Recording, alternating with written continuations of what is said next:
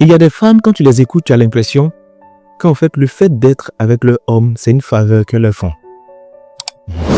Ils sont indignes d'elles. C'est elles-mêmes qui ont baissé leur standard pour pouvoir rester avec eux. Sinon, elles ont trop de propositions. En fait, il y a tellement de personnes qui veulent d'elle, mais elle a décidé d'être avec toi. Tu dois te sentir chanceux. À la limite, tu dois accepter le mépris qu'elle te donne parce que c'est elle, la reine, la princesse qui est avec toi et c'est toi le bouffon qu'elle a accepté à son corps défendant en vivant avec toi. Il y a beaucoup d'hommes qui sont méprisés et qui ne sont jamais considérés à leur juste valeur parce qu'on les met en compétition avec des gens qui n'en valent même pas la peine. Et tout ce traitement de défaveur qu'elle a vis-à-vis de son homme, c'est basé sur une seule chose, les pointeurs. Les gens qui l'arrêtent dans la rue, ceux qui lui font des compliments. Vous êtes belle, madame. Oh, votre mari a de la chance. Vous voyez ceux qui viennent dans les DM, ceux qui mettent coucou.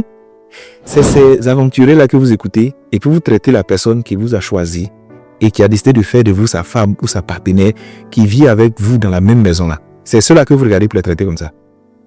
Vous savez, c'est le jour où vous allez quitter votre partenaire ou bien votre mari que vous allez savoir que toutes ces personnes qui sont dehors n'ont pas de grandes ambitions ni de grandes intentions. Ils ont vu un corps, ils ont vu un physique, mais ils ne vous connaissent pas. Ils sont attirés par quelque chose. La responsabilité de prendre une femme, de la considérer dans sa dimension de femme pour la mettre dans la maison, c'est pas la vie de tout le monde. Les hommes, il y a des irresponsables et il y a des responsables. Et les responsables sont très rares. Je ne suis pas en train de dire ça pour que vous restez dans une situation où on vous maltraite ou on vous traite d'une certaine manière, mais je veux dire, apprenez simplement à valoriser les personnes qui vivent avec vous. Votre homme là n'est pas une ordure. Si vous le traitez comme une ordure, ne soyez pas surprise qu'il vous donne de la merde. Ça dit quand tu entends certaines femmes parler de leur homme, tu as pitié du monsieur parce que c'est rempli de mépris. En fait, elle ne voit que les défauts de la personne. Depuis combien de temps tu vis avec cet homme? Est-ce que tu t'es déjà assise un jour pour lui dire merci, pour le féliciter? Toi qui aimes tellement les compliments, est-ce que tu lui retournes des compliments? Est-ce que tu dis au monsieur qu'il est beau? Est-ce que tu l'encourages? Est-ce que tu le motives? Est-ce que tu crois en lui? Est-ce que tu admires les petits efforts qu'il fait? Parce que pour toi, c'est petit. Oh, tu n'es pas capable de faire ça. Est-ce que tu fais ça? Et après, tu l'entends. Oui, mais je ne sais même pas qu'est-ce qui se passe. Tu aimes sortir avec tes amis, tu ne sors pas avec moi. Quand il sort avec ses amis, il a la paix. Tu veux savoir pourquoi il sort pas avec toi? C'est parce que quand il est là-bas, il peut être lui-même. Sans jugement, sans regard. Quand il se retrouve avec eux, il se sent humain et on lui donne une place et une responsabilité. Quand il arrive chez toi, il n'a que des problèmes et des limites. Non, mais j'ai l'impression que tu as honte de moi, tu ne veux pas sortir avec moi, tu ne veux pas m'afficher. Il n'a pas honte de toi, tu l'agaces. Il y a beaucoup d'hommes en fait qui ne savent même plus qu'est-ce qu'ils vont faire. Quand ils sont dehors, on se plaint d'eux. Quand ils rentrent à la maison, ils vivent un enfer. Ils n'ont qu'à aller ouvre.